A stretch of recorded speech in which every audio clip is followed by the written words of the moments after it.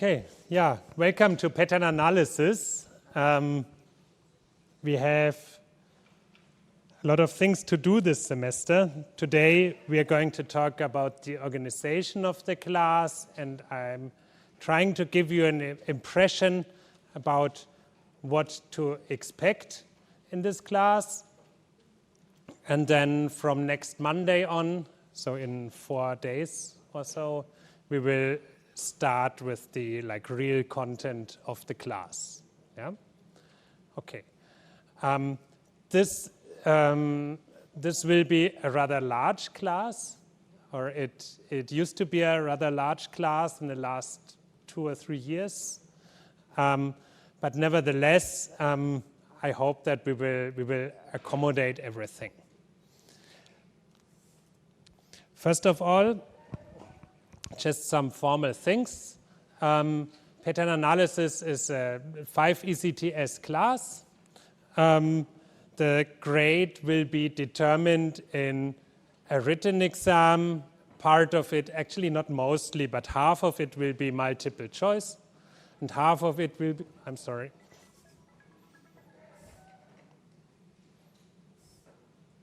half of it will be multiple choice, and half of it will be free text answers. But we will come to this later. We will talk about this more in due time.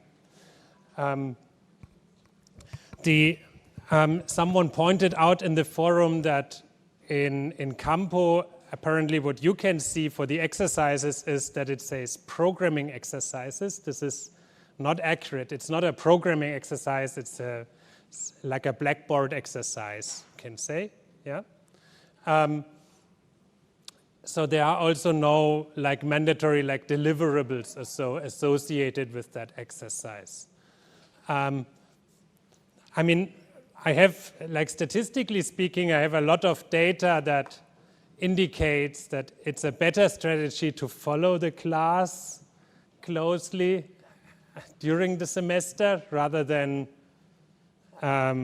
just see what happens if you write the exam just like that. But there's no formal barrier that prevents you from doing that. No? Okay. We have 2 types of students in here, if you allow me to categorize this as like that. So we have medical engineering master's students for whom this is a mandatory class. Yeah? So it's mandatory for medical engineering students to pass this class. And then there are people from many other study programs who are here out of their free will. Yeah? And I think it's important to always bear this in mind. So this means medical engineering students don't have a choice. They have to take what they get. I'm sorry, no hard feelings. But everyone else should consider this meeting today, and maybe also whatever happens next week, take this as an opportunity to understand whether he or she likes this class and wants to pursue this class or doesn't. Because there's nothing that forces you, literally nothing that forces you to stay in this class. Yeah? So it's perfectly normal, and I'm saying this in particular to those of you who only came to FAU for the master studies or so, and who might not be so familiar with the processes here. Yeah? So let's take this as an opportunity to get to know each other a little bit, and then you can make up your mind and either stay or leave. Both is fine by me, of course. Yeah, I'm not paid by heads or anything. No, I get the exact same pay for this, no matter how many people are here. Yeah, so it's fine. No? And then, of course, there are my medical engineers with my particular compassion, because they cannot choose. No? So we will have the pleasure throughout the whole semester, of course. No? Okay. So these are the ground rules. Now, if you're looking for material or anything, there's a single StudOn class. So I'm not making this differentiation between lectures and exercises or whatever. There's one single StudOn class where everything will be organized. And this, we can have a look at this in a second. Let me just state my name. Maybe my name is Christian Ries. I'm going to introduce me in a second. The exercises will be held by Sheetal Bhatt. She's here, yeah. And we will have support by Muhammad. He's also here today. He will not teach in person, but he will help us prepare things, and in that sense also play a role in the success of this class. Okay, so let's have a look at StudOn. So, sorry, this is the StudOn class. Probably you joined. Well, at least 500 people did or so. Let's not go there. If you didn't join this StudOn class yet, please do so now because it will be relevant. Yeah? Okay, now what will you find there, or what did you find there? The lecture is taught in the inverted classroom format. I'm going to talk about this in a minute, what this means in particular. Final exams will be 60 minutes written exam, consisting of some free-form questions, some multiple choice questions. We said this already. There are no deliverables during the semester. We also said that. But the exam requires understanding of the material, which only grows over time. Okay. There is a literature recommendation. We will mostly follow, in most of the parts, we will follow the classic book by Bishop, Pattern Recognition and Machine Learning. There's a PDF version you can obtain freely, like legally, freely on the internet. And of course, if this is something that you want to pursue in the longer run, of course, you can also consider to acquire this book. There's a second book that we will occasionally use for some like limited topics. Also a quite comprehensive textbook by Hastie, Tibshirani, and Friedman, The Elements of Statistical Learning. Also for this book, there is a PDF version online. I was not successful 2 or 3 days ago with the original domain, but there are other versions also out there. You will find it. Okay. After these things in the StudOn class, what you will find here is this syllabus. It may change, but in principle, it's fixed. Yeah. So we are in week 0, if you want, where we only talk about some organization stuff, and maybe we talk a little bit about some basic concepts in statistical learning. But this is the program for this week. And from next week on, content follows. So we are going to talk about distribution, densities, density estimation, sampling next week. And then it goes on and on and on. I'm going to talk more about the content later. And then after 13 weeks or so, counting from 0, we have the last week. We do like a question session. And then we write the exam. I think in the second week, it will be in the second week of the first examination period. Tentative dates have been distributed to lecturers for these like big exams.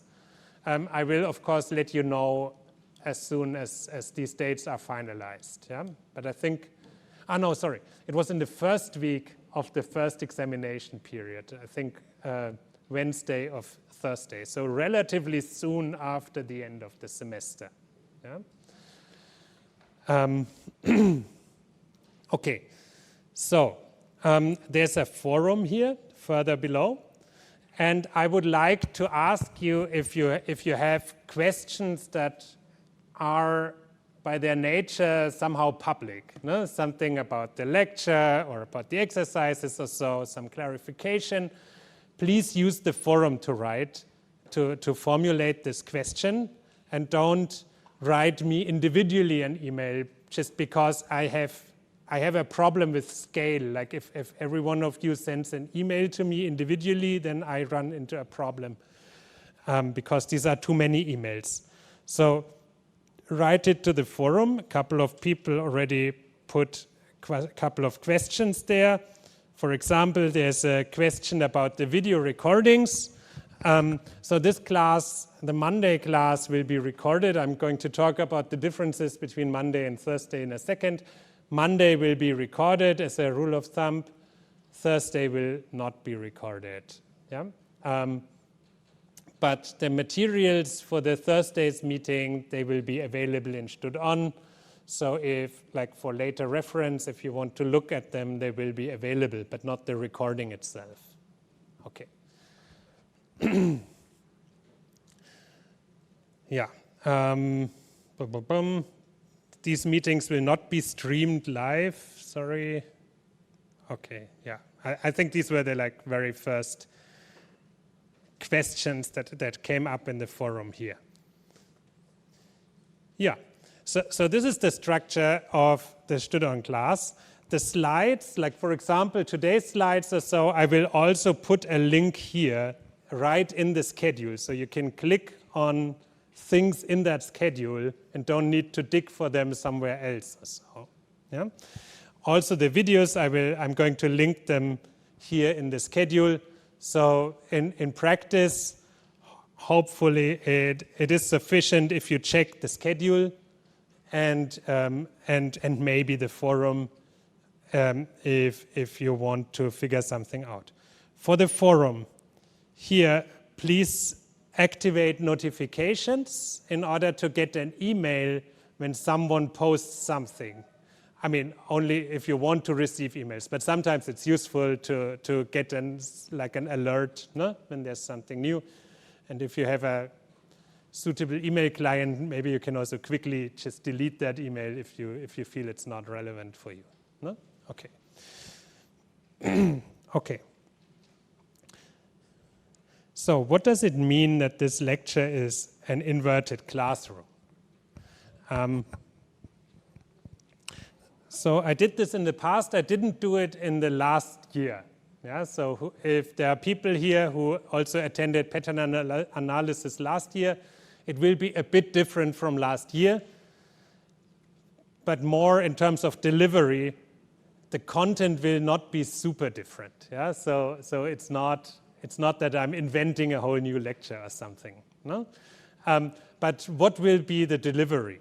So the way how it works is this.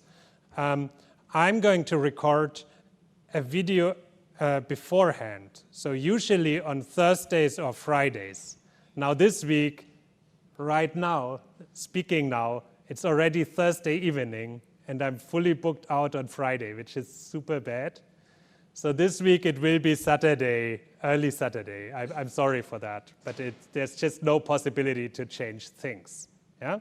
But in the future, in the second half of 1 week, I will put a video online. And then I want you to look at the video. Also, the slides for the video will be online. You can print them or so if you think that this is helpful. Please print them, look at them. And then on Mondays, usually on Mondays, we will meet here. I'm going to bring a couple of questions that we can discuss, but I'm also very, very happy to talk to you about your thoughts or questions about these things. Yeah? So this is the principle of the inverted classroom, that the time that we are spending together here is time that I actually donate to you. Yeah? It's not like in a face-to-face lecture, I'm talking, you listen or do whatever you like, and that's it. It's very different. I talk on the video, and then my talking is over, and then we can have a conversation on these Mondays. Yeah? And if you look at the schedule, here, if we look at the Monday column, we have a number of a week. We have a date period giving approximately the time where this plays out. we have a topic, we have some preparation material. This will be what I record in advance. And then for the Monday class, this is usually when we will meet and what usually will be recorded. This is what I called like clarify and discuss. This is when we meet. And then you will meet with Sheetal on the other day in that week, which is usually the Thursday. This is what I call practice and repeat here. It's not the programming class. Sorry again for this misnomer in Campo. But it's about sort of going through the material again, or maybe going through a specific example, or somehow reiterating things just to drive this point home. Yeah? Of course, that's also what I'm trying to do on Mondays. But yeah, okay. Maybe it helps to look at it from different directions, no? Or to have a different conversation partner. No? So this is our take in order to get things done. Yeah? Okay. So if we just naively scan through these weeks. So Monday, clarify and discuss. Thursday, practice and repeat. But then we have this special situation always, every summer semester, that there are these public holidays scattered throughout the semester. Yeah? So here's a Thursday in the week of May 11 to 17, where Thursday is a public holiday. Then, of course, we will not meet for obvious reasons. There is also this week of where the Bergkirchweih is. There, the Monday is also a public holiday, and Tuesday is also, like usually there are no lectures on Tuesdays or so. So this will mean that we will not meet on that Monday. And then the week thereafter, again, Thursday is a public holiday. So this is always a source of confusion a bit in the summer term, in first half of the summer term, that there are a couple of days where things have to be rotated around. Plus, in 1 week, I'm also traveling or so. So long story short, if we track this clarify, discuss, all goes well until we have this free Monday. And then, like, we will meet on Thursdays. This will also be an exception where the Thursday meeting is recorded. It's because we meet, so this will be recorded. Then we meet again on a Monday, and then we have another swap where Sheetal will be there on a Monday, and I will be on a Thursday. So a second time that a Thursday meeting will be recorded. But then all the confusion is over. June, we just finished the semester, hopefully uneventful until the exam. Yeah? Okay. It's a bit confusing, but essentially all you need to do is just come here and things will happen. No? And like from week to week, we will look at new material, and we can now spend a couple of minutes to look at what the actual content of the class will be. So historically, if we look at pattern analysis, first there was only pattern recognition. Yeah? Pattern recognition class by Andreas Meyer, probably, hopefully, maybe, whatever adverb you like. Most of you attended this in one way or another already, yeah? Because it is supposed to be the precursor to this class. If you look at the book by Bishop, the recommended literature for this class, then you will find that pattern recognition is more or less chapter 1 to 5 or 1 to 6 or so from Bishop's book. And then pattern analysis came and is kind of mopping up the things that are around that. Yeah? So chapters 8, 9, 10-ish or so, this This is what we will be roaming around in terms of chapters of Bishop's book. Yeah? But of course, it's not a good definition to say, okay, we do the other things that pattern recognition is not doing. So, because it's, it's a bit pointless. So let's make it a bit more explicit. Yeah? So what pattern recognition is doing are these like discriminative decision systems, classifiers, yeah, essentially. What we are concerned with in pattern analysis are these non-parametric, unsupervised, generative models. Yeah? So these are the topics of pattern analysis.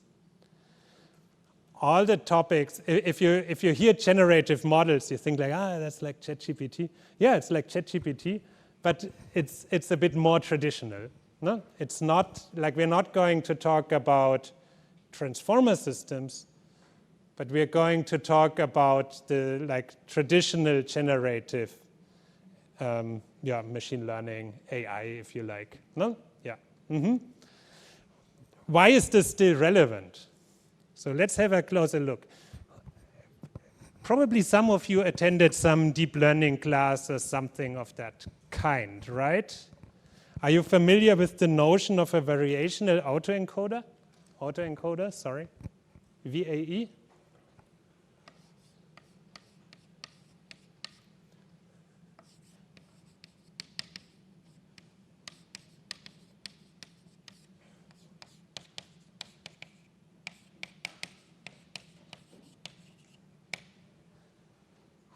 Who read about this or heard about this in a class?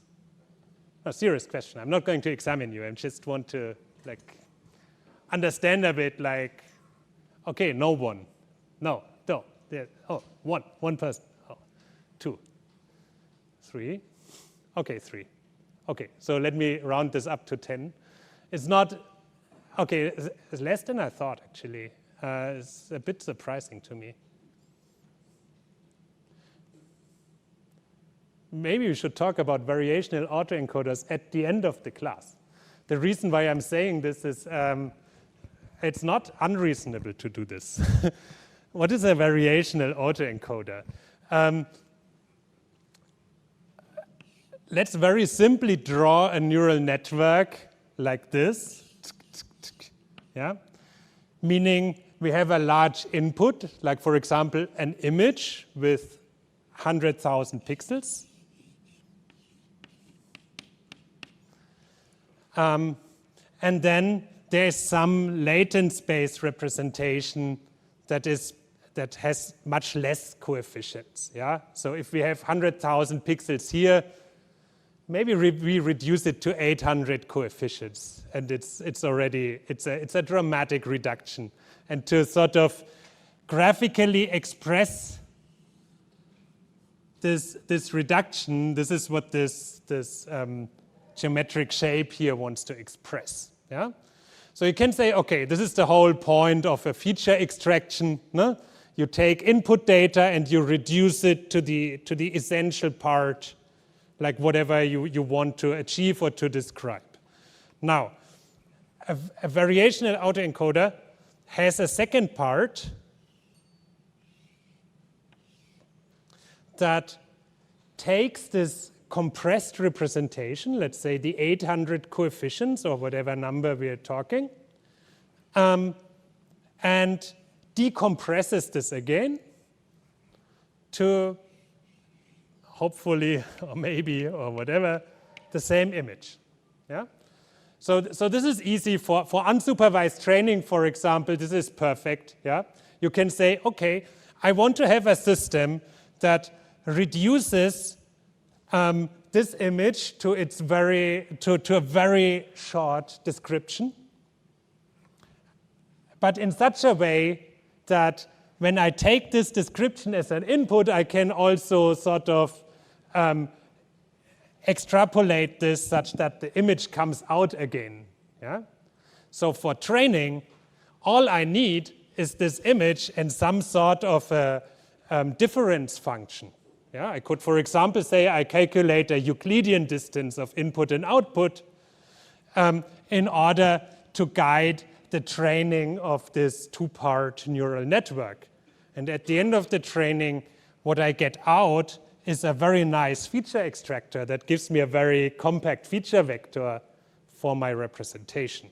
Yeah? So you can say, okay, this is normal machine learning trickery in a way. Yeah? A variational autoencoder offers an additional benefit. And this is why it's interesting and why I would have supposed that it's more well known here. So the additional benefit is this, that this representation here is constrained in a particular way. For example, to follow a multinomial Gaussian distribution, and then it's trained in such a way that interpolation between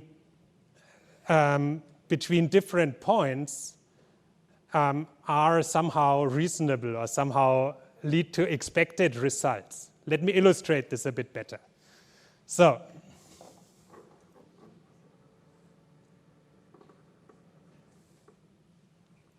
let's say, for the sake of simplicity, what is a circle here? So this is some Gaussian distribution. Yeah? Okay. Now let's say we have this nice picture here of a person. We compress it, and it ends up in this Gaussian distribution here, in this latent space. Yeah? It's a coordinate vector, 800-dimensional, but it's in this 800-dimensional Gaussian sphere, it's exactly here. Okay, now we compress a second image, I don't know, Lamborghini. This Lamborghini ends up there in these 800 dimensions. Yeah? Okay. We can say, yeah, okay, that's fine. Yeah? We can decompress the person, becomes a person. We can decompress the Lamborghini, becomes a Lamborghini. But now what you can do with a variational autoencoder is that you say, I want to decompress this position here in the middle between the person and the Lamborghini. And then you get something that somehow makes sense. I mean, not to a human, but from the perspective of learning a representation. So it will be something like a Lamborghini human-ish, whatever that looks like. No? Because you have a blend of a Lamborghini and a person. Yeah? And this is actually a nice feature. And this is not granted. It's not so that you automatically get this just if you learn any representation and compress it somehow. Yeah? It is a particular property, let's say, of that learned representation. So that's why it's, I think, an interesting topic. But okay, sorry, this was a detour. But if no one is familiar with this, maybe we just talk about it at the end of the semester. The reason why I was mentioning the variational autoencoder is because I recently had a look at the original publication where it was introduced. Let's do that. Yeah. I just checked it a couple of minutes ago. It's still there. So here.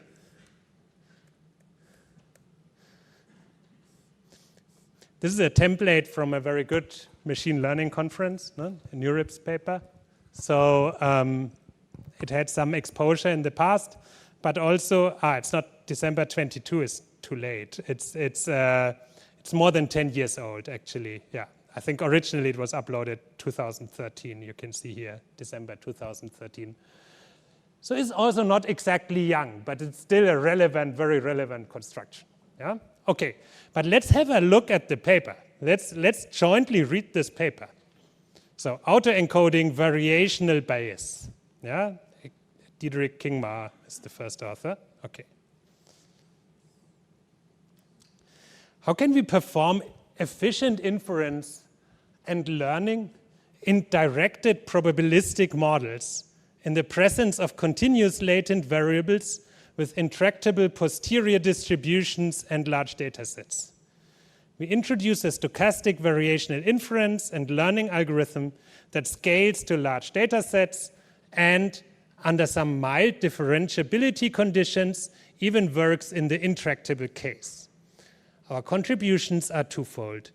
First, we show that a reparametrization of the variational lower bound yields a lower bound estimator that can be straightforwardly optimized using standard stochastic gradient methods.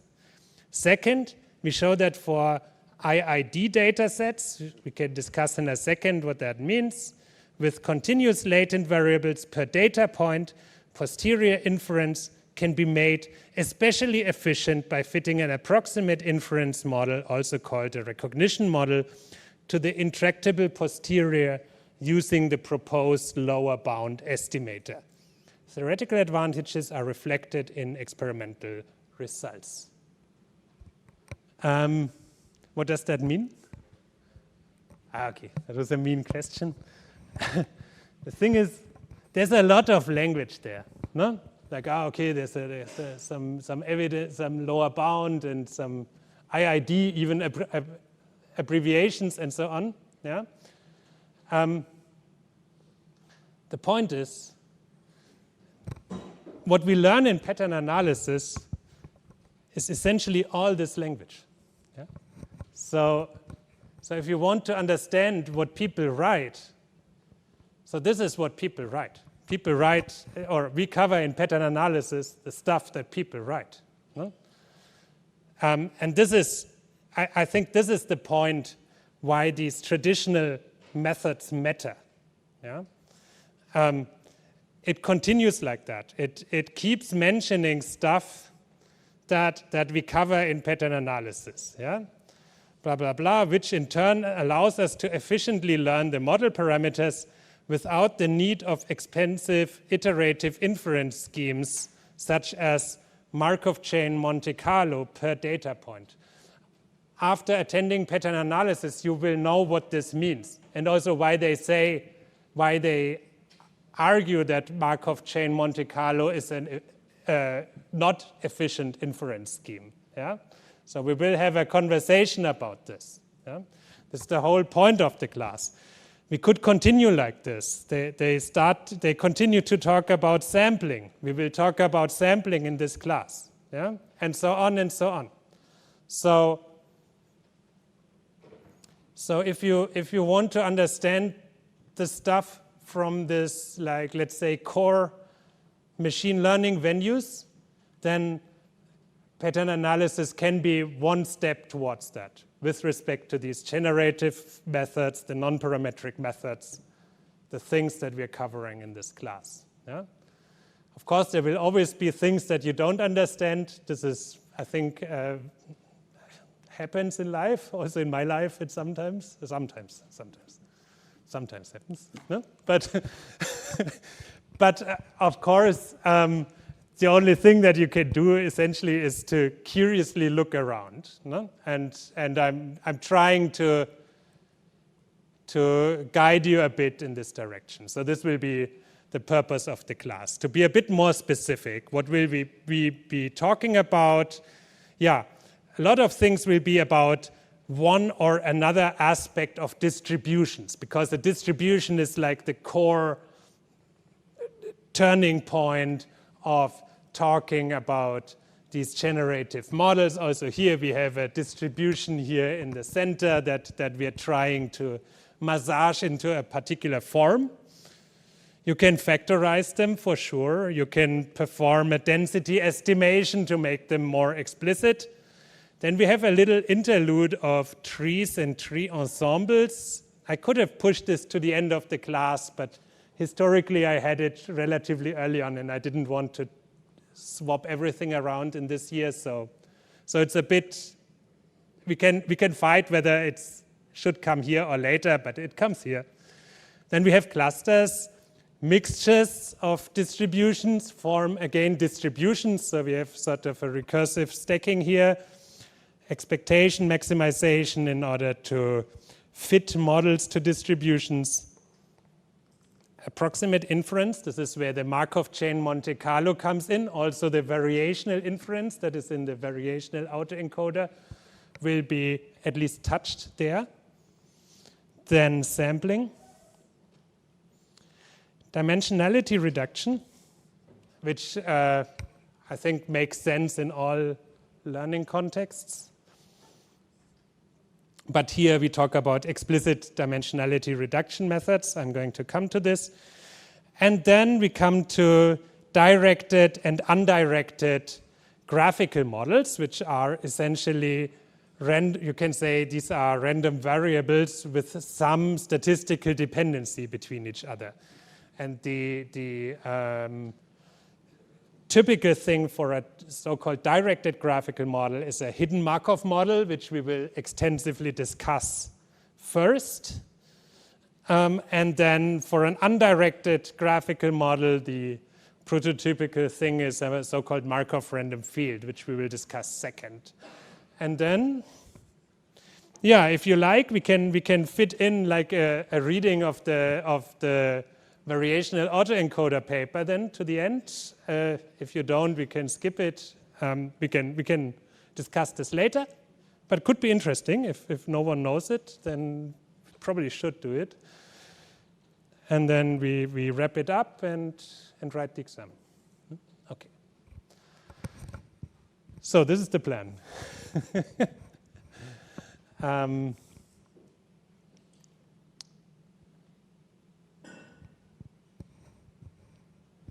Do you have questions right now on the organization or any other aspect? Yeah. It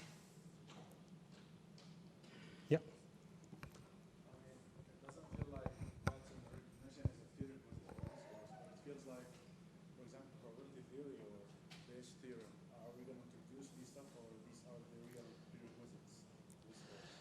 Yeah.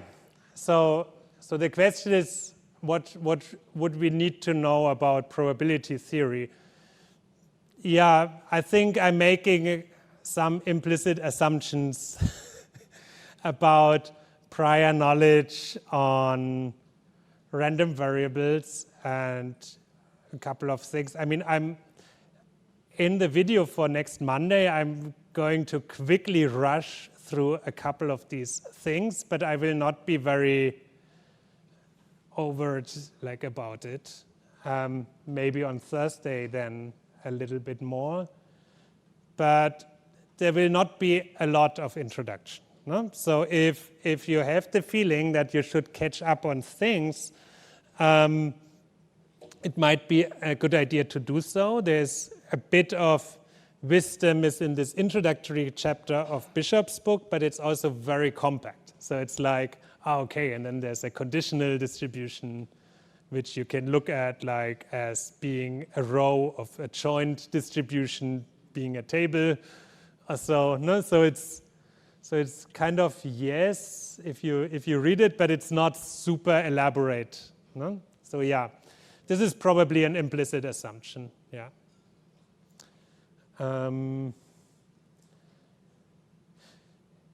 Right, and as you mentioned, like formally pattern recognition is a prerequisite. I think it makes sense to have pattern recognition as a prerequisite just to motivate things and to be not like entirely new to whatever happens. No? But in terms of methods, we are not, I mean, we will use Gaussian mixture models and the fitting of Gaussian mixture models quite a bit, but I'm also going to kind of reintroduce this. So we're not critically dependent on this part of pattern recognition. Yeah. My experience is, so sometimes I had people in class who were really hanging up in the air and they just couldn't connect with what I was saying. And I mean, I was kind of sorry, yeah, but then I think this is then also maybe just an indicator that it's not the right class at the right moment in time or so. Yeah, this is a decision that you have to make. I think it's just up to you, except if you're a medical engineer.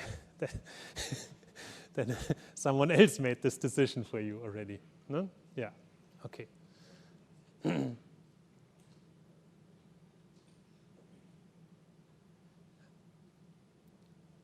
Okay, other questions? Let me say something about the exam, and you ask your questions as they come to your mind. Yeah? Let me say something about the exam. Last year, I started to experiment with these like multiple choice part. Before that, the whole exam was like free text answers. And I had the feeling that, so I think I sort of, like the first exam was a bit of a mess. Now we had the repetition exam, and I have the feeling I kind of figured it out, how it works, like in a way that there's a good correlation also, like people who do well in one part also do well in the other part, and vice versa, and so on. And what people can do in a certain amount of time, and all of these detailed questions, no? That essentially I found out with human experiments. Sorry, but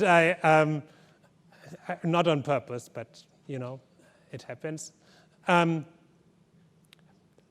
I think I have a very stable and clear picture now what this exam looks like. Now, when I look, I just like freshly graded the repetition exam from last year, and I have to say, usually repetition exams always have a bad statistics, so it's not, like, let's not discuss about like the outcome in terms of how great were people or how not great.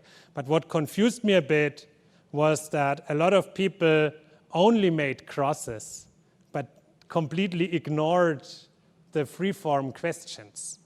And this is, I think, this is a fundamental misconception, because there are only so and so many points that you can get with this multiple choice part.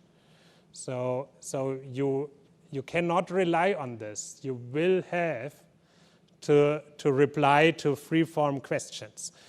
And essentially, in these meetings that we have on Monday, I mean, I also bring discussion points to the table. People in the evaluation then sometimes say, yeah, this was very nice to have a conversation. Other people say it was meandering back and forth. But having this kind of conversation is sort of a preparation for these free-form questions. Yeah? Because then it's a quite open-ended question usually. No? Then it's like, okay, like what makes model selection with the elbow method complicated or whatever, like something from the lecture. No? And you have a wide field to answer. No? And there's maybe, okay, in that very question, maybe there's a very clear-cut answer, but in other questions, it could be this aspect or it could be that aspect. And this is just because that's the way how it is in life. No? So sometimes you get an unsharp question and you have to reply something that makes a lot of sense, even though there are maybe multiple reasonable answers. And this is something that we will be practicing, hopefully, also a bit in these meetings that we have by talking about the material. Yeah?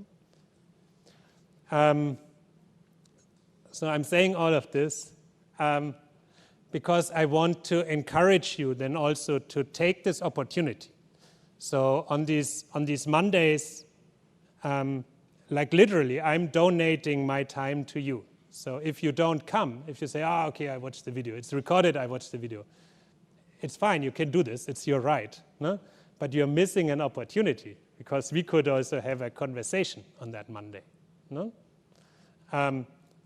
Thursday, it's the same thing, with the difference that it's not even recorded. So you miss even more of an opportunity. No?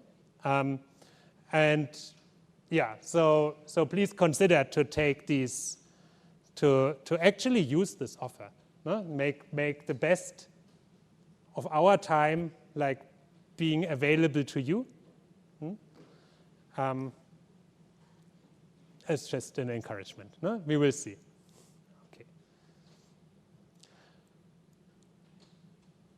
Okay, anything else?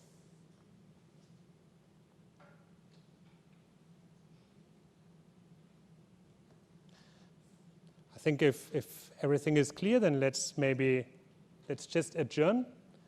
Yeah, as I said, so the first video expected Saturday around noon. At around noon, I will send around an email when it is done. So there's a bit of a pipeline attached to it. So I need to record it, then I need to convert it, then I need to upload it, and so on. So, but when it's done, like when it's available, I will send an email to you. And then we meet on Monday only at 4. So technically, you don't necessarily need to work on weekends on it. No? You can also look at it on Monday morning. So it's perfectly fine.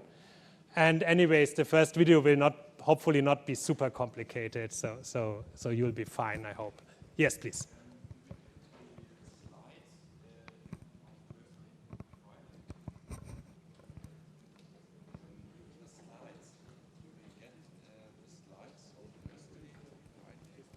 Yeah. When I upload a video, I also upload the slides always. Yeah, and then for Mondays I also bring questions, but I'm not 100% sure when they will appear online. In a perfect world, also at the same time. But we will see. Yeah. For classes that won't take place due to public holidays, will there be replacement classes? No, they are just cancelled. So it's a true public holiday, and I think it's fair. I mean, you have these videos anyways, also as kind of additional material, no? So University we used to have replacement classes. yeah. Well, yeah. Okay.